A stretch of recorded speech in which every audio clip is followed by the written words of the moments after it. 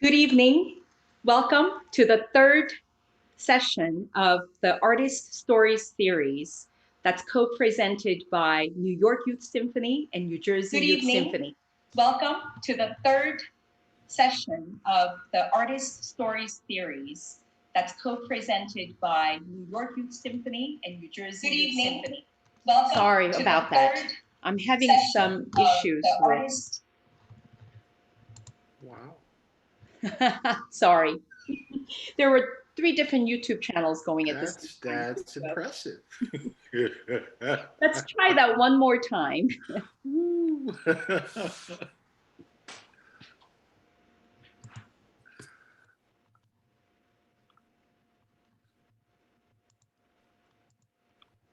Okay. Welcome to the third session of the series, Artist Stories, that's co-presented by New York Youth Symphony and New Jersey Youth Symphony. My name is Helen Chapio, Artistic Director of New Jersey Youth Symphony and Principal Conductor. And I am so thrilled that you can join us tonight.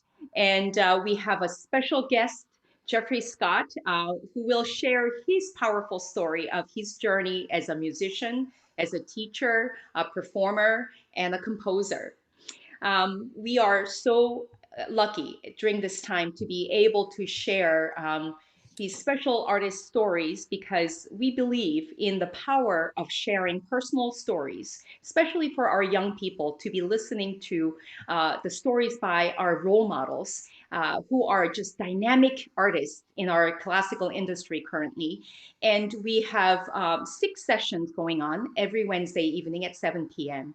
So tonight, as I said, we have a very special guest, Jeffrey Scott, French hornist, and he's a native of Queens, New York, and he has started the French horn at the age of 14, receiving an anonymous gift scholarship to go to the Brooklyn College Preparatory Division.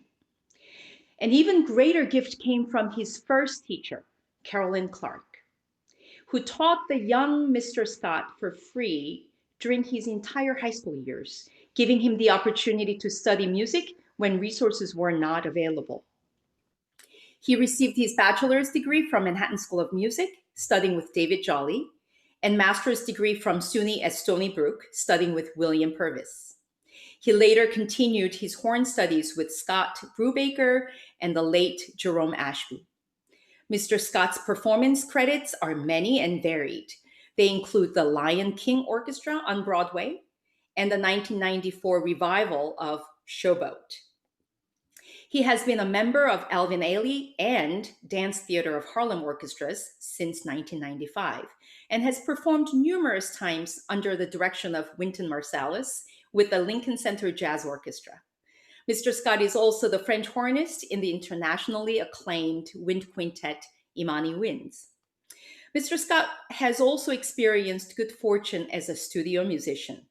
He can be heard on movie soundtracks scored by Terence Blanchard, Tandun, and on commercial recordings with notable artists such as Chick Corea, Wayne Shorter, Chris Brubeck, Chico O'Farrell, Robin Eubanks, Freddie Cole, and Jimmy Heath, among many others. Additionally, he has toured with artists such as Barbra Streisand and late Luther Vandross. Mr. Scott's arranging and composing credits are many as well, and include scoring the off-Broadway production of Becoming Something, the Canada Lee story, the staged production of Josephine Baker, A Life of Le Jazz Hot, and many original works for solo winds, as well as wind, brass, and jazz ensembles. His works are published by 3 different publishing companies, but also self-published at Music by the Breadman, which I'm going to ask him about. Mr. Scott has been on the horn faculty of the John Kelly School of Music, Montclair State University, since 2002. However, starting this fall, he will be joining the faculty at the Oberlin Conservatory, my alma mater, and I am so thrilled to be welcoming Jeff Scott. Ooh, thank you, Helen. No, it's my pleasure. Well, that was a lot of stuff. And you have done so much, and thank you so much for making this hour available to our young musicians of New Jersey Youth Symphony and New York Youth. But I know there are many more people listening to this session, and we're going to be sharing it out to other youth orchestra members. So we're just so grateful for your time here. Well, So, thank you for having me. I think it's a very important thing that you do, sharing these types of stories. I know when I was a young person, I was always impressed when I got to hear how someone else did it, so. yeah, hearing somebody's story, one person's story, can be so transformative.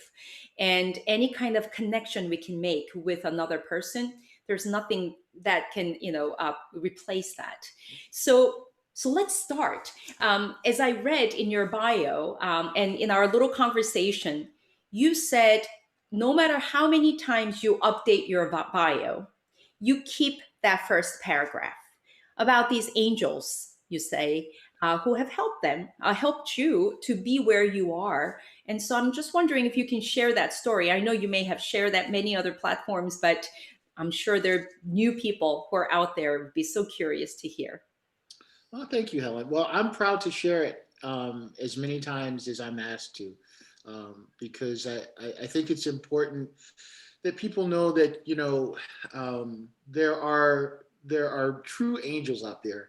If you show a commitment or a strong interest, at least in something, there are always people out there that want to help you. They want to help you succeed, um, and you just sort of have to open up your heart, your mind, follow your path, and really not give up. There were plenty of times I could have given up, plenty.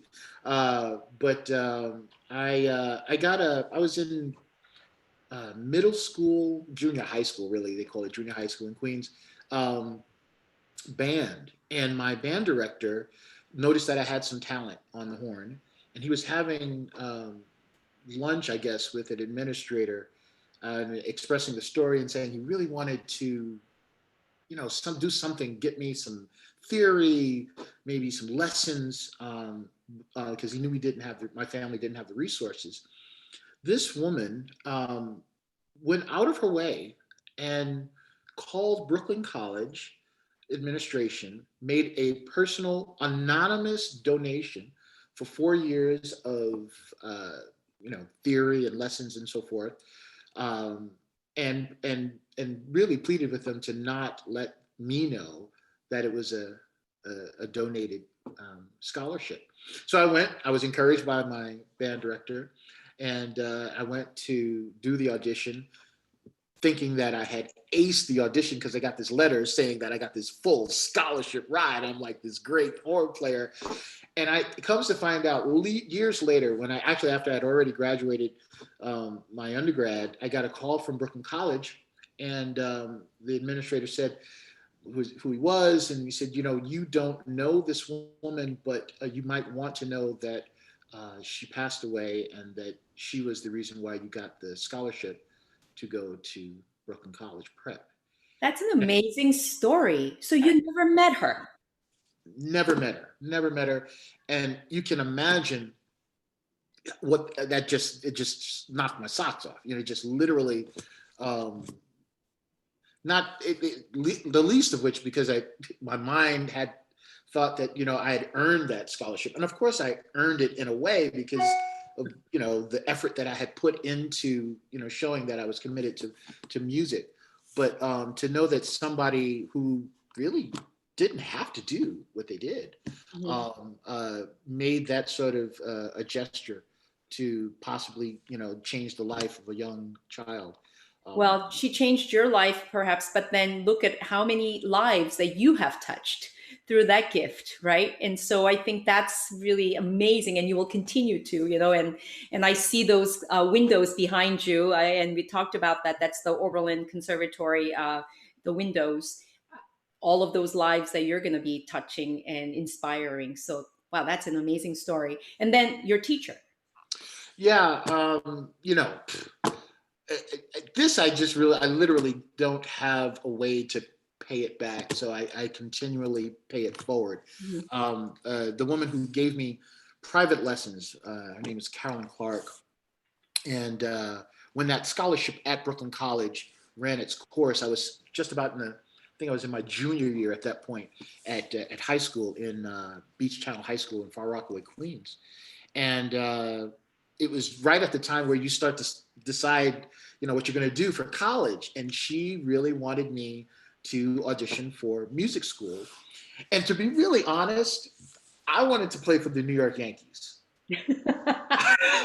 I was on the fence about this whole Boy music. from Queens, doesn't want to play for the Yankees. Oh, are you The kidding? Mets, traitor. I'm sorry, but I had about 30% interest in music and like 70 in baseball, and really also I wanted to be a cartoonist. And anybody who knew me at the time knew that I loved to draw. Anyways, Wow. what really got me kind of excited about music was actually the organization, in some ways what you're involved in. My teacher, Carolyn Clark, encouraged me to audition for New York Youth Symphony. Yay. And so I went, and I got in. And again, it was one of those things where, I was from a small area in Far Rockaway where not too many young African American kids were playing French horn, and definitely not doing too much in classical music. And so showing up there, I just, I didn't know what to expect, but I thought I was like some hot shot. I was the best player. And yeah, right. Show up in New York City, and these kids were playing circles around me. I was like, oh, that's how you play. Oh, this is why she told me to do this. She really wanted me. She knew I had talent, but she knew that the scope of what I could see and envision as a young musician needed to be expanded. Yeah, you needed to meet some of your, colleagues. My peers, exactly, and that was a game changer at that point. Once I did that, I knew I wanted to be a musician. I loved, because you still had the competitiveness, Yeah. but it was not me against them, it's me against myself, it's me Right. trying to be like as great a musician as I possibly could be. Right. And that's what did it. That's really turned me on to music. That's, like, thank you for sharing that story. That's amazing. And, I read somewhere that you picked French horn because by the time your last name S came around, everybody else picked everything. And then that looked like somebody dropped it down the steps a couple times and tumbled. And that's how you picked French horn. Boy, that's Yeah. one way to pick an instrument. Well, I had great friends back in junior high, but I was always kind of sort of doing my own thing. And by the time they got to me, all of like this cluster of friends were playing flute, and that cluster of friends were playing clarinet, and Yes. that cluster trumpet. I said, I'm going to do something different. I had no idea what the French horn was. I didn't know what a trumpet was, but I definitely didn't know what a French horn was. And he pulls this thing out. Oh, the kids laughed, and I think that just actually encouraged me Yeah. to want to do well on the Different. instrument. Yeah, so That's great. So then you go to Manhattan School of Music, and you're playing up the storm, and you meet some friends who want to start a wind quintet. Is that how it began? Tell us about how you found Imani Winds. that actually comes quite a bit further Later. down the line. I'm a little older than the rest of the folks in the quintet. When I was finishing my almost doctorate, I never finished the doctorate. That's a whole other side of the story. Right. They were just coming out of undergrad. Got it. And I was already working in the field. When Imani Wind started, it was the same year that I started in the pit with the Lion King, Ah. 1997. Uh, we were we started off as an ensemble that just was, playing together. It was all African American and Latino, and that was on purpose. But we started as an ensemble that just got together and played through music, and maybe we thought about doing a church concert, that sort of thing. But there had never been anything professional to look towards in terms of a full-time ensemble that was touring and making their pure living off of playing in a wind quintet. And Right. so my mind was, this is for fun, and I'm playing the Lion King, and all my touring and all the other stuff, Barbara Streisand, whatever would come my way. Amazing. Oh my And that was my life. That was what I wanted to do. And then things changed. But how radical is that? In mid 1990s, a wind quintet, all black artists. Yep.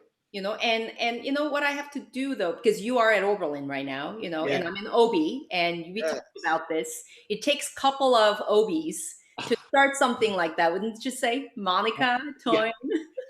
There's this, it's a true belief internally that is cultivated here, that there are no boundaries in life.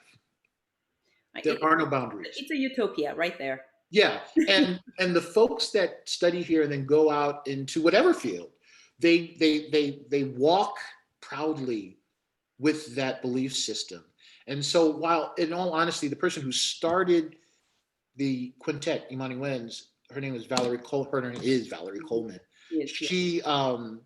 She was not an OB grad, but she went and she got Monica Ellis and Toyin Spellman, who Yeah. are both Oberlin graduates.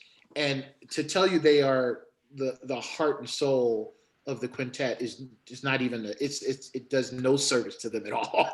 I You I am know, uh, so proud to you know them, yeah, myself, an OB with yeah, along. yeah. There literally is no Imani Wins without Monica and Toyin. And we've had changes in the ensemble. Unfortunately, Valerie was the first to leave, but we had Valerie Yeah. and we had Miriam Adam leave the ensemble. And I often told Monica this, and I said, if you or Toyin leave this group, I'm out of here, because this is just Right. they are the whole heart and soul, and it really is this. It truly, I mean, yeah, they're great people all over the world, but it's this Oberlin Yeah. sort of thing. There's this. Now we're gonna have to send this to Oberlin Conservatory for them to use. Oh But yeah, but I am so amazed, as you have over many decades, Imani wins, just never really losing that sharpness in your playing, but also the creativity and amplifying the voices of, just so many wonderful composers, and commissioning, writing it for their solo instruments. I mean, you've been commissioned by your colleagues of Imani Wins to write and to perform, and to hear the type of repertoire that you really just don't hear every day played at the highest level, to know this is what a wind quintet should sound like. But look at the versatility of the style of music and the historical importance that every piece that you bring to the concert. It's just it's a full experience when you go to Imani Wind's concert. And I had the fortune of you guys kind of coaching my youth orchestra, Empire State Youth Orchestra in New York, and they still talk about all of you. You made such impact in that 1 hour or 2 hour coaching at the Riverside Church. And so we still talk about that. So, talk to us about what kind of, I mean, the passion and motivation and enthusiasm is all there, but just the professionalism that it takes to continue chamber ensembles such as Imani Wins with never playing the same music over and over again. There's some signature pieces, but yeah, you guys are creating something new all the time, and that's what makes you so special. yeah. We've often said in the group that it was just a collision of just fate and good fortune that the five of us found one another at that time. There, like you said, there was no group to look towards that was doing what we wanted to do, and so we decided to create the vision. Um, Mm. we were all committed to excellence in performing, but we just there was no material. There were no there were no quintet pieces, works. At least there were very few that truly represented what we wanted to say musically and politically and culturally about life. And so we just set about either writing it or commissioning it. Mhm. And I think through that we found our purpose in music. And I think above everything, there's if you I mean in anything you do, if you don't have a purpose, you're flying blind, you know. So with the purpose, you know, you can go in some different directions, but you always have a center, a core. And that attracted people who may not ever have come to classical music, let alone a wind quintet as composers. And so people like Paquito de Rivera, Wayne Shorter, Jason Moran, I mean, the list goes on, Chick Corea, they ended up writing for a classical ensemble that they knew were more interested in delivering a message than trying to play perfect Mozart. And there's zero wrong with playing perfect Mozart, but we had a mission about expanding the vernaculars, expanding the voice, expanding on what was to be expected on the concert stage, and and making it okay to hear different voices, different tones, see different faces on the stage. Right. Um, Right. that And was, I think, yeah. you guys are trailblazers and such amazing role models for so many generations so far, and you haven't changed. Your, pictures all look the same, 20 years ago. Oh, whoa, wait. Wait, you should see the junior high school picture. I had hair, man. I had hair. In an interview, Jeff, you said, I don't just want to play the music, I want to write it, commission it, arrange it. I want to be a part of the successes, excuse me, and the failures of music. I want all of it. Wow, you dug that up. PG. Yeah, wait, who said that, right? When I read that quote, I said, okay, well, you've played on Broadway. You've played, a jazz with Wynton Marsalis. You've played in the studios of just major, companies, and you are a writer. You are a composer, and arranger, and you're a superb teacher, Thank you. um, amazing performer, um, incredible human being. I know some of these things, just come naturally to you, but maybe tell us a little bit about how you got into composing, because that is a totally different craft, especially as a horn player, right? Doing all kinds of performing. Um, so I'm just so curious how you got started with the composing. You know, I'll embarrass myself. I'm going to tell a story that I don't think anyone knows. I'm pretty sure no one knows this story. This is the So first time. this is the first Thank time. you. So when I was before I even like really started getting into studying seriously music, I used to write songs. And I still have this little song book that I used to sort of put together and try to write, you know, like the I didn't know how to write the notes, but I knew the sounds so I would write little lines of like when to go higher on the note. I had no idea what an E flat was or anything like that. Years later, when I started to study, I found this little book that I had, and I decided I was going to actually put notes to one of the songs and just see if I could like recreate that moment. And this, I had this girlfriend in junior high, and in some ways we sort of dated in high school too. Her name was Teresa Hudson, and I had written this song for her when I was a kid, and I like poured my heart into scoring this beautiful song, right? I look back at it now and it's horrible. I mean, the sentiment was great. The inspiration was good. But the song, I would never let anyone hear what I wrote. But the point was, I remember when I looked back at it the second time, that actually was what encouraged me to want to do orchestrating. I was doing my master's study at Stony Brook, and I was going through all these old things. And I was looking at this thing that I had scored, and I was like, "Oh man, this is horrible. I got to learn how to write for instruments and so on." So I took this orchestration class that was given by a person by the name of Jacques Lassard. And what you know these classes, you take Beethoven sonatas and transcribe them for string orchestra, that sort of thing, or whatever, and transcribe it for another type of ensemble. And so that I did, and I actually enjoyed it. It was this weird, like I love the whole graphing and puzzle, put sort of cutting here and putting there, and this was before computers and all this stuff, So this is like 1990, so this was like you really did everything by hand. And then I started when I started playing and put together ensembles with friends, brass quintets. I started doing arranging, just because I had done that. I got a taste of it in the class, and we wanted to play the bands I played in wanted to play songs by Earth, Wind and Fire and Kool and the Gang. And I said, "Oh, I'll arrange it, no problem."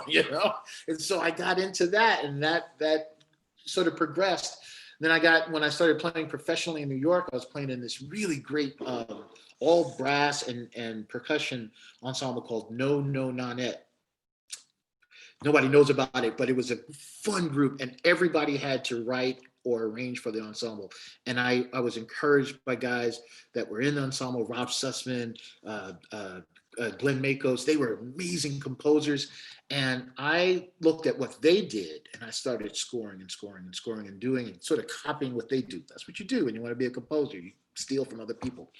Right. Uh, and then when I got in Imani Wins, it was a no-brainer. That was the training ground really for really fine-tuning things, because we needed repertoire. There's no repertoire. Brahms, Bach, Beethoven, Strauss, none of them wrote for wind quintet. And we wanted new stuff, and we couldn't wait for all the commissions to come in. So Valerie and I was just like cranking it out, new music, new arrangements, cranking it out, cranking it out, cranking it out. And that was kind of like the platform, the ultimate platform, because I had this incredible ensemble playing my music, Yeah. as soulfully, as beautifully, as fine-tuned as it could possibly sound. People are hearing it. We're out touring, and that's when folks would call or send emails and say, "Hey, I heard your piece that you da da da da. Would you be interested in a commission?" And it Right. just one Yeah. thing just led to the next. Well, I'm going to share one of the pieces that you wrote, and I'm thinking about programming this with New Jersey Youth Symphony's clarinet quartet and a percussionist, Oh done yes. by Chamber Music Northwest. Mm. Let's hear a little bit.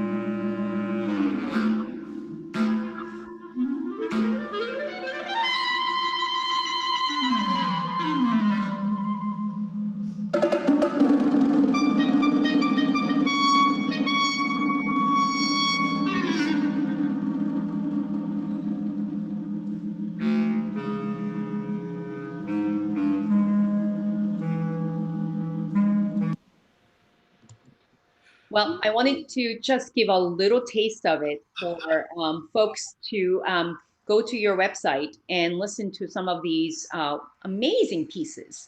And New Jersey Youth Symphony, we have a NJYS CL Quartet, and I am sharing this with them and challenging them because it is tricky. Yeah. Challenging. but how wonderful if they can pull it off. I'll be in touch. If we actually can program it and do it during this COVID-19 time, I'm looking for a lot of the chamber music, and this will be able to do this with social distancing and all of the precautions that we need to take. But I'm so looking forward to it. So I will keep you posted. Fair But, enough. you know, um, I wanted to, as a composer, I know a lot of people kind of ask you, where you get up and, you may have a commission and there's a deadline and inspiration may not be there, or you may be able to write it in an hour. But usually, I know your busy schedule, how do you find time to manage that? And a lot of the young people and professional musicians and myself too, I'm constantly asking my colleagues here, we wear like 5 different hats. And I know you have a 3-year-old, at home too. Oh, 4. And he'll let you know. Right, right. Um, and to do it at the highest level, there has to be sense of you wake up and you're tackling the day with sense of positivity, because it's hard to work when you're down. So where do you find that inspiration, and perhaps maybe connected with just kind of how you were brought up, how you grew up, in Queens? By the way, we got to go and get some good Korean food in Queens. Ooh, I know it well. Right. Oh yes. Oh yeah. and and what kind of obstacles, growing up that you had to overcome, and whatever experiences that may have strengthened you to be who you are, to be able to handle all of these things. I just marvel at all of the things you're doing. So give us some of your wisdom and, I don't know, secret. Oh man. It's so cliche that it's embarrassing really to say it, but it's about, you know, just getting up every day and putting one foot in the pant leg and the next foot in the pant leg and saying, I've been blessed enough to be able to wake up and have my health. And now I've got to deal with all my responsibilities. Mhm. Um, and I take that very seriously because, there are a lot of people that came before me that made it possible for me to have all these responsibilities. And so to ever feel like, oh, woe is me, and, oh, I should just give up. I mean, there's that doesn't even, that can't be part of the equation. Even if somewhere deep down you just feel like you could just, like, I could just take a break, it'd be great. Mhm. You can't. That you let way too many people down, including yourself. And so, the inspiration really comes in that, I really feel like since I can't pay back all that was given to me, I have to pay it forward. I have no choice. I Right. have to do things that that will honor the effort that was put into my very existence, my very success. I am who I am because of a lot of really, really cool people. You Mhm. know, Right. so Yeah. that's really, yeah, there are obstacles, and I could talk about things. I remember two things that really made me want to quit. When I was in junior high school, I got a horn. It was the first time we got a real French horn. Like I started on, like I said, that really kind of broken down Yeah. French horn, and we got a real French horn after a while. And I was giving it to, I think it was rented. I want to say it was rented. I didn't rent it. We couldn't afford it. But I was given a horn. And I got out of school that day, and literally somebody ran behind me, snatched the horn, and started running. Wow. And it's that big clunky, Sure. it's just Yeah. like, and so I'm like 14, I'm in complete shock. I didn't know what was going on. And Mm. I see the guy running, and I start running after him. And it was in the projects of Far Rockaway. We called it the 40s projects. And I got to the staircase, and the guy turned around and he gave me this look like that basically said if I made one more step, I wasn't going to make another. and I just let it go. And I just went home and I cried and I told my mom, Oh, wow. and said, well, you got to, don't worry about it. I went back to school the next day, and all was well. But it was just one of those things where, that was a good enough moment to just quit. Exactly. It Like, seemed like the fates didn't want me to play French mm, horn. You mm, know, mm. but I just had really good people around me that said, "Don't worry about it." Another thing that really sort of it stays with me now, and I won't say who the person was because it would do no it really does no service. But I'll say what the phrase was. I had a really good friend whose father said to me one day, because I was practicing a lot and I was going on to my Brooklyn College Saturday program. And I want to say there was something that was going on that my friend's father was going to sort of take us on this little weekend thingy, take a couple of his friends, son, his friends out. And I said, I can't go because I'm going to take my lessons today. Mhm. And I'll never forget, he looked at me, he goes, lessons? What are you going to play in the New York Philharmonic one day? Ooh. And yeah, like those are Yeah, fight, watch me. you know. But I was just starting out. I was all of 14 or 15 years old, and so that somebody thought that, "Hey, what are you doing? You're not going to make it. Right, Like, right. you might as well just like come hang out with us because Exactly. you're not going Yeah. to make it. You're wasting your time. You're wasting What your do you? Yeah, time." you know. right. That has stayed with me to this day. And I won't say that that was sort of like the energy that, but it was Right. those kinds of things. He wasn't the only one. There are definitely people around me when I was coming up. I mean, look at me. I'm a black guy. I'm a big guy. I was always a big guy. I should be doing football. I should be doing something else. New York Yankees. You're right. New York Yankees. They missed out. It's not too late. Is it too Mets, Mets. late? But Yeah. is it too late? It's right now. You want Yeah. the truth? I think Oberlin needs you more than New York Yankees. I can say that. Saying. Anyway, anyways, Right. you know, Yeah. There are things that remain in your memory that are positive or negative, and I guess it's how you turn that around and respond. Right, boy, you show the world mhm, that yeah, I mean, you think it positively and you stick around with the community that is supporting you. I live by kind of the philosophy of Ubuntu. I am because you are, and you are because we are. How can we disconnect from each other when we are so woven together as one humanity? And as cliche as it sounds, every day and hearing stories like that, and your angels and your support system, and how you're paying it forward, and the world, including myself, is a beneficiary of your work and your artistry. And I am, trying to pass that on to the next generation, whom I think that should definitely be exposed to your music and play it and be coached by you. And we've had the fortune of you coming and coaching New Jersey Youth Symphony horn section, and whenever we can get you, not anymore unless we're doing this on Zoom. So as a teacher, I did some research. You've said some really funky things, and I really appreciate it. Um,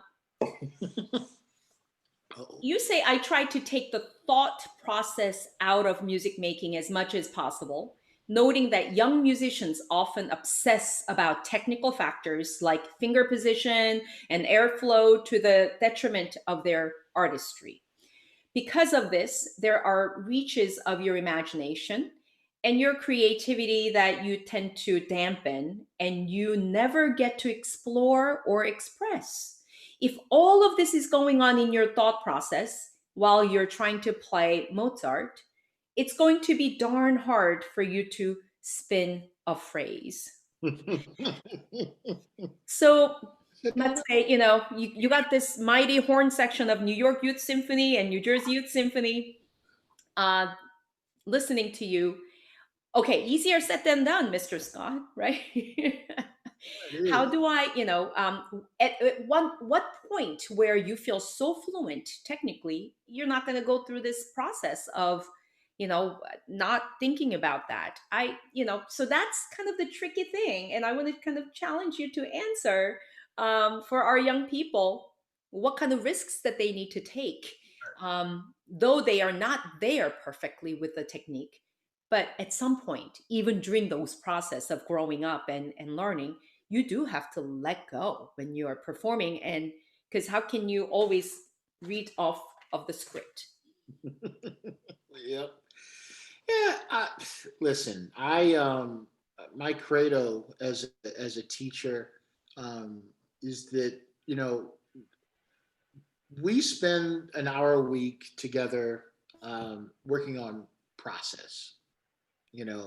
Like how you do something, and I trust that you will, over the weeks and months, that you'll just practice the process. I'm going to give you as best I can the correct way to do something.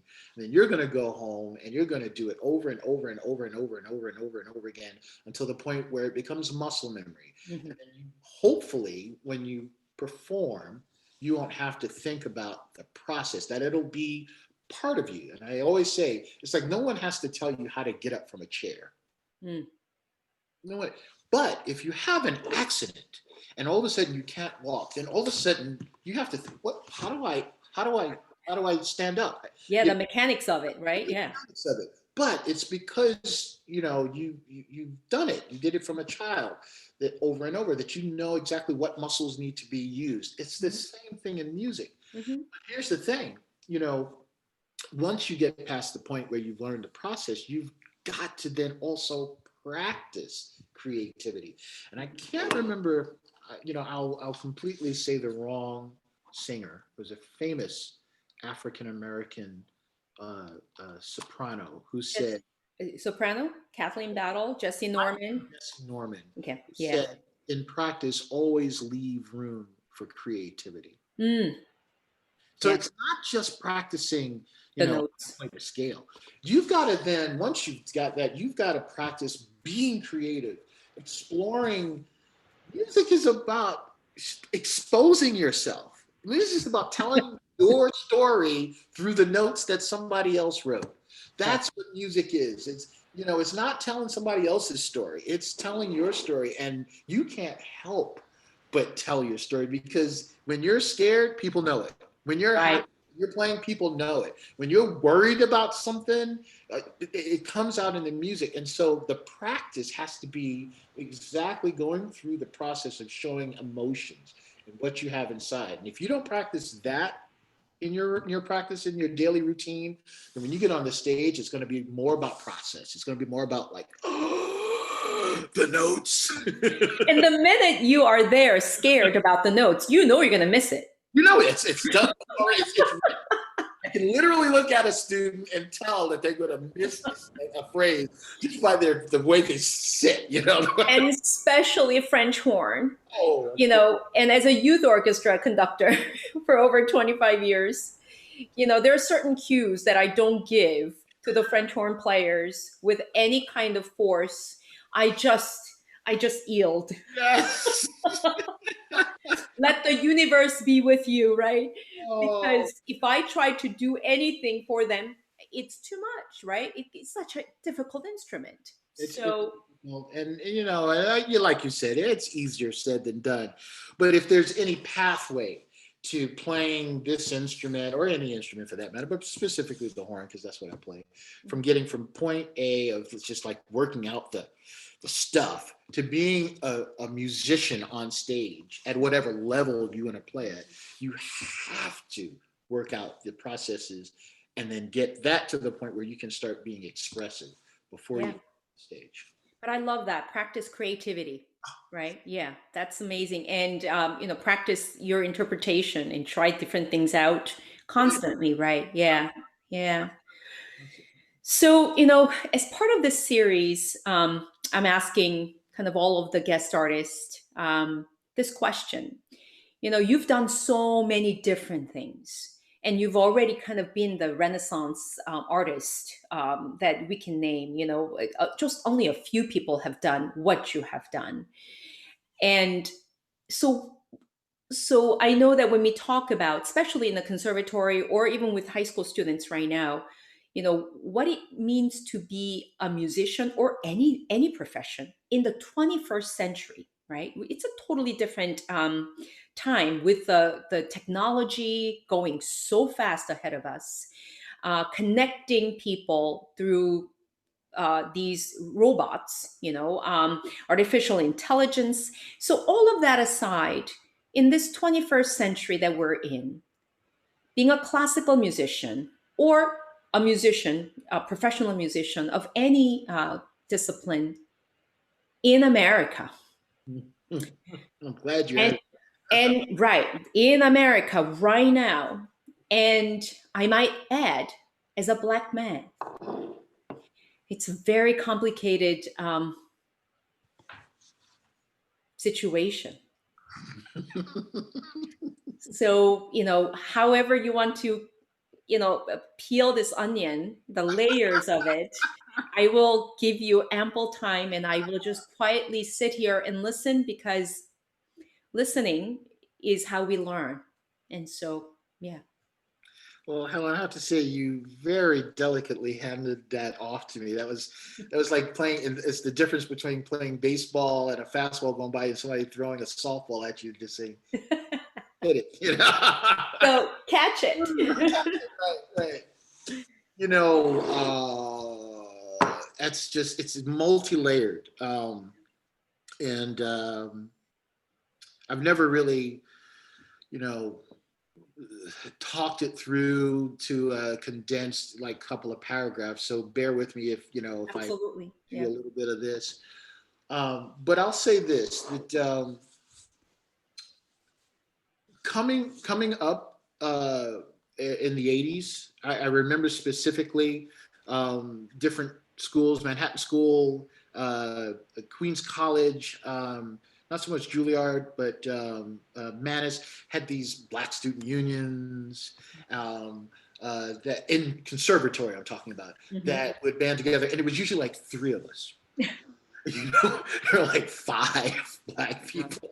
I never forget like coming down to the lunchroom in my freshman year at Manhattan School of Music and seeing like three people of color sitting at one table, and I literally like flocked there, like want to be friends. Right. Um, Clearly that has changed in terms of numbers, but in terms of representation, ooh, that's a whole Right. different story. I'm not even sure if the schools, if the numbers maybe increased a little. Yeah. Not enough. I mean, yeah, if you go to Manhattan School, there are more than three or five people. There's a generous Yeah. amount Yeah. of people of color. But what happens between that and the professional world, in Mm. it's a whole different thing. And definitely disparity still lies, and I think it's actually a wider disparity of folks that live in inner city neighborhoods, uh, black and Latina, black and brown, who want to do things of culture like music, art, and so on. And what happens between that want, that desire, and future education, and then professional life. That there's a huge disparity. And the sad part is, just in my own case, I look back at my old high school, and the band program doesn't exist anymore. You know, there's a high school program that was in a very nearby area to me in Far Rockaway High School. That program at school doesn't even exist anymore. And so the opportunities, there are people, and I can, I'll speak specifically to the peninsula that I grew up on in Far Rockaway, Queens, where even the few opportunities that I had, that even then my band director and that administrator had to go out and find more opportunities for me. those opportunities, just people in band programs there to help folks, that doesn't even exist anymore because of funding and lack of. So, there's just so much work to do, so much work to do. And, you know, I was helped out by two amazing white people, Mhm. to be really frank.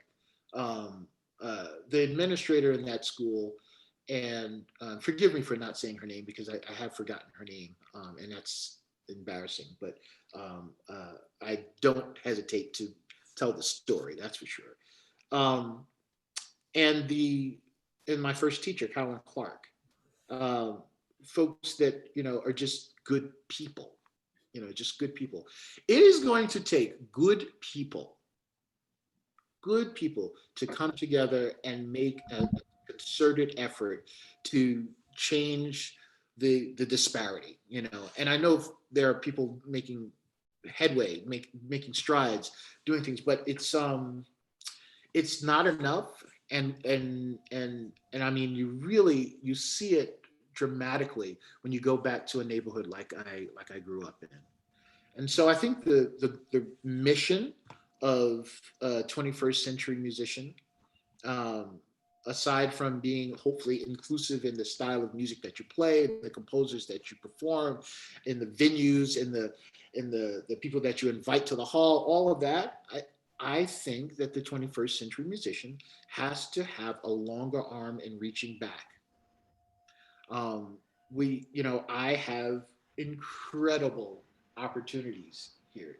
I've been blessed, but it means poo if no one comes after me.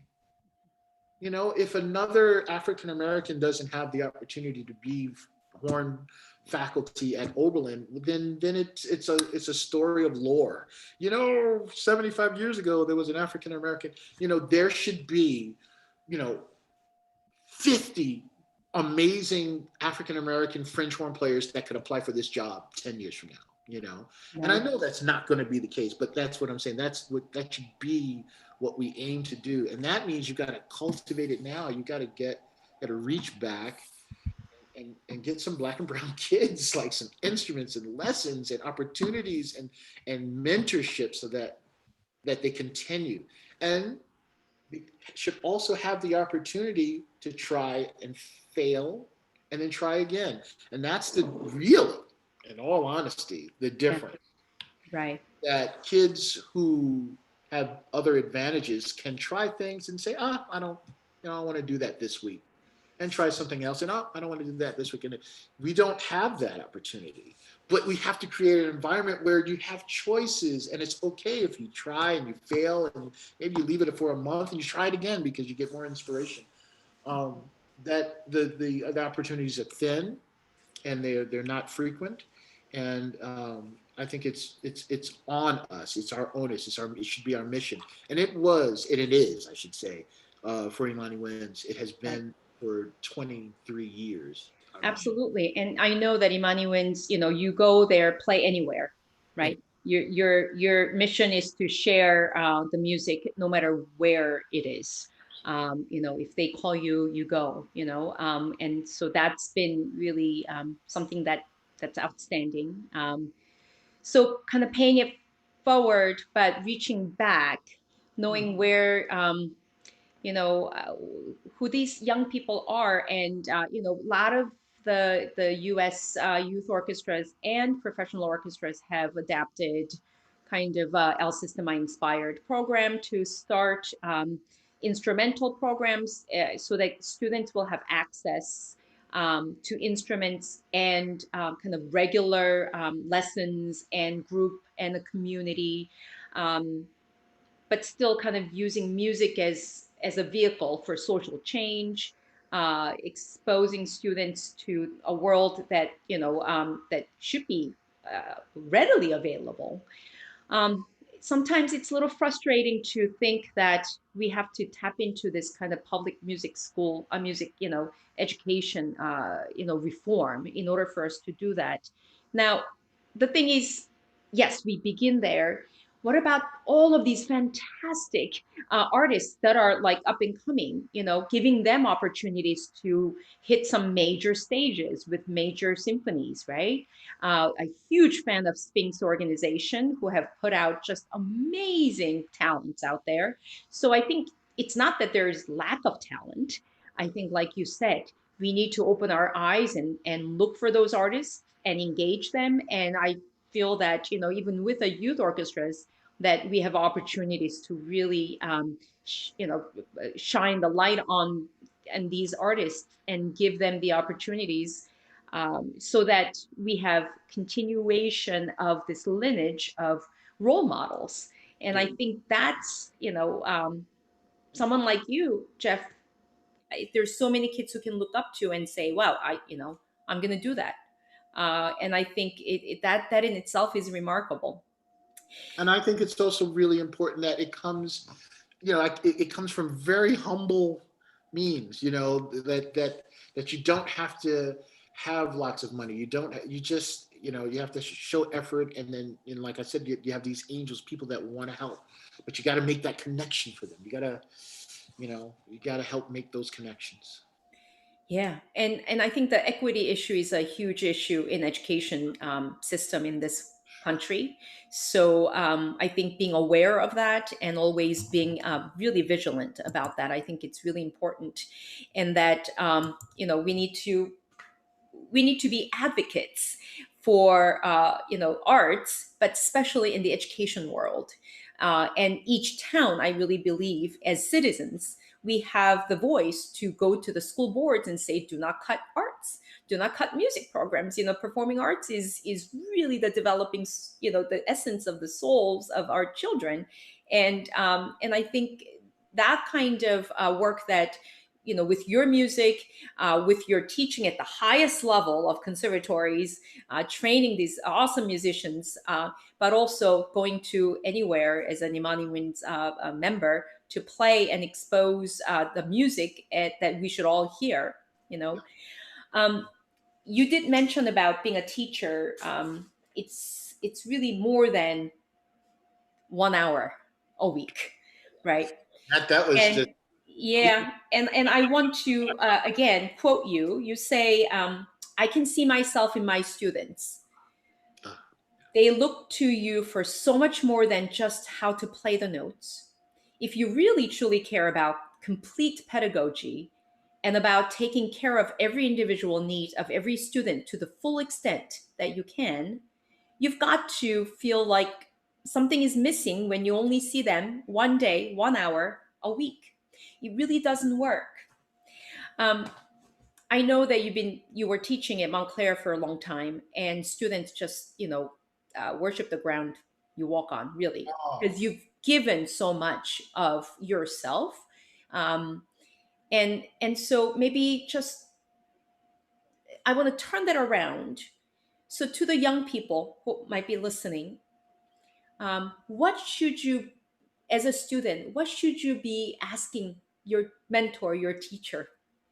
What kind of relationship, proactively could reach out to your mentor? Because I think there's so many wonderful people, like you said, it takes good people, but sometimes students don't know what to ask for or what to expect from your teacher. And my philosophy is that students make good teachers, be better, right?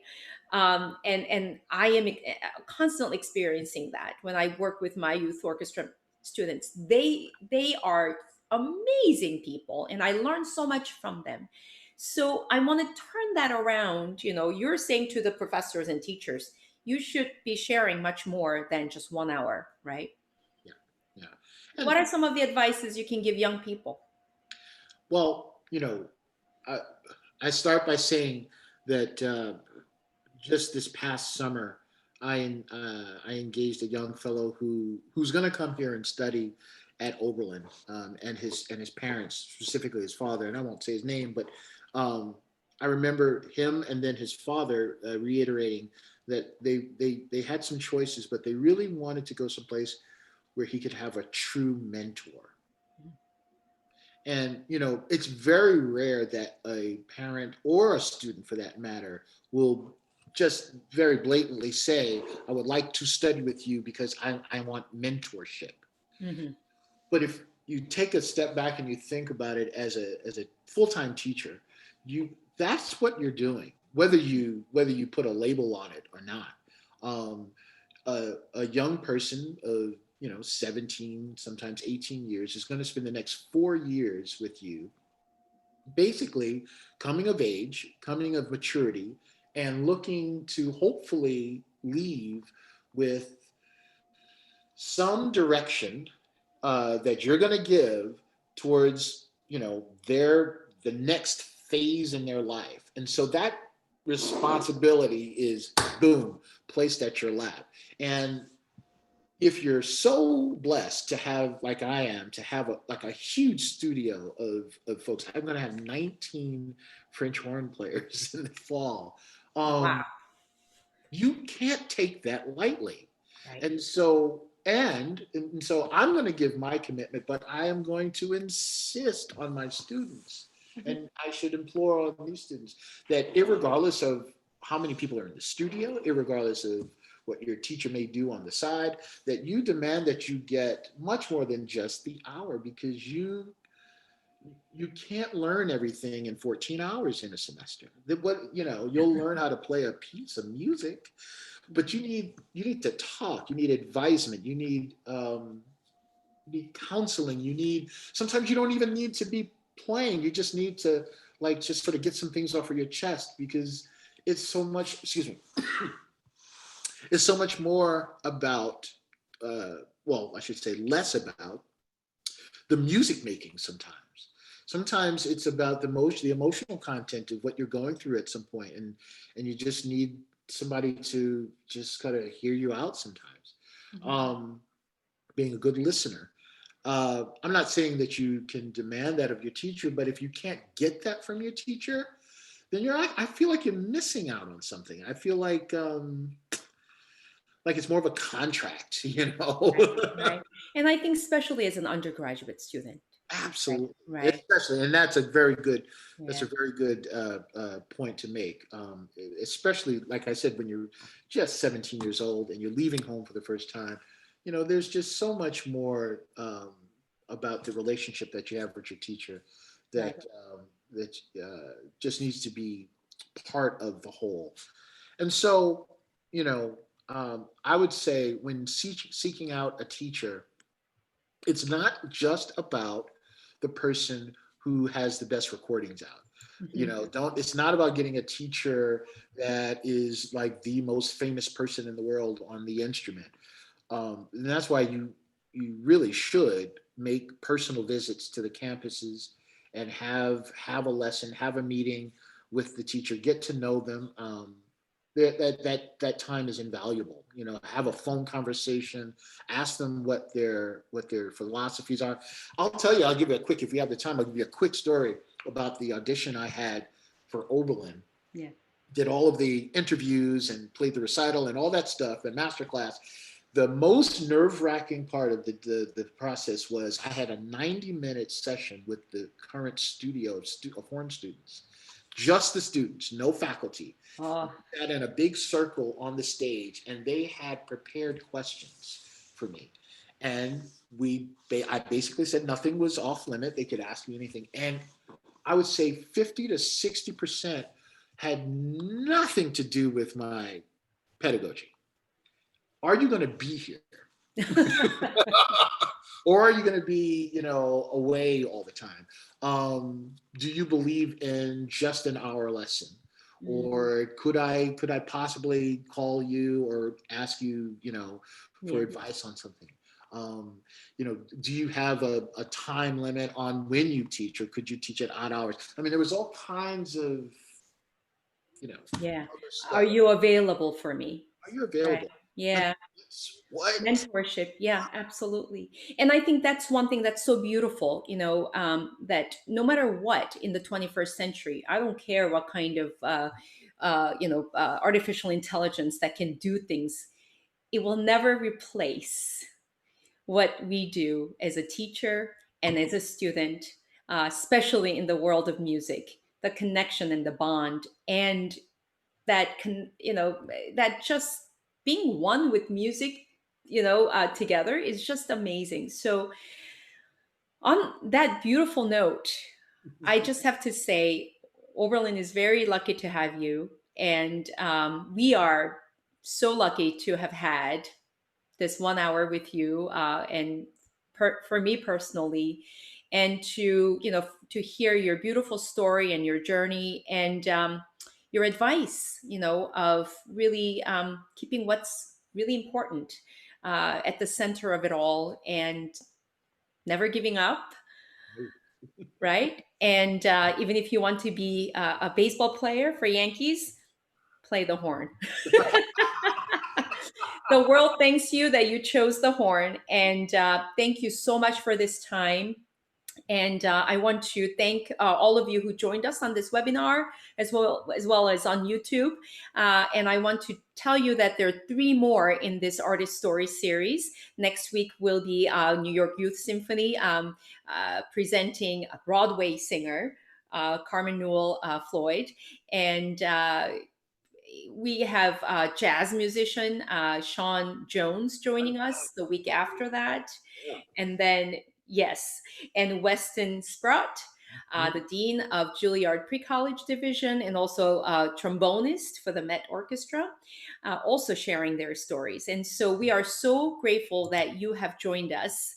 And a lot of folks are kind of sharing on the chat box I saying see thank there. you. Thank you. So join us again next week, same time, Wednesday at 7 p.m. And Jeff, say hi to Oberlin for me. And I wish you all the best as you move into your new role here. Okay. Thank you. Thank you.